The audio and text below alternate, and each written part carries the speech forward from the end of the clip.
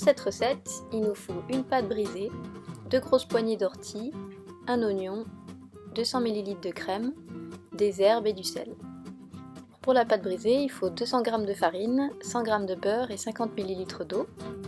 Il faut simplement mélanger la farine avec les morceaux de beurre et ensuite ajouter l'eau, bien pétrir et former une boule. Ensuite, pour la garniture, on va commencer par émincer un oignon.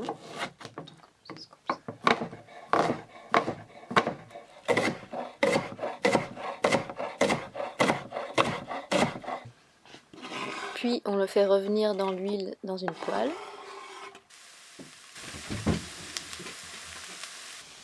Pendant ce temps-là, on peut laver les orties et les hacher.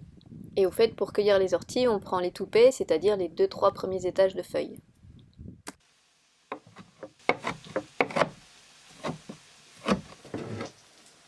Et quand les oignons ont réduit, on ajoute les orties dans la poêle.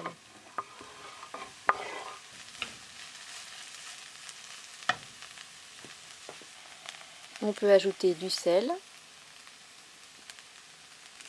Ici, on a mis aussi de la sarriette. Et quand les orties et les oignons ont réduit, on ajoute la crème. Ensuite, on peut préchauffer le four à 200 degrés. Et puis étaler la pâte avec un rouleau. Ensuite, on forme des disques dans la pâte.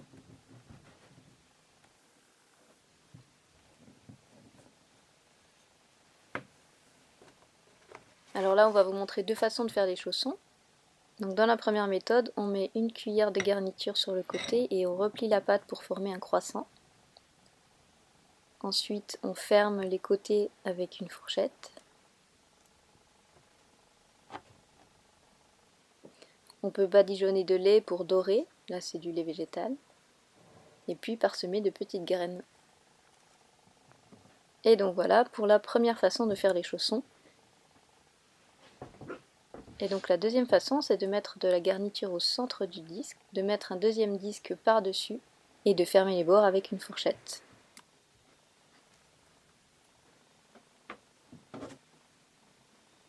Et puis voilà, c'est parti, on enfourne pour 25 minutes à 200 degrés.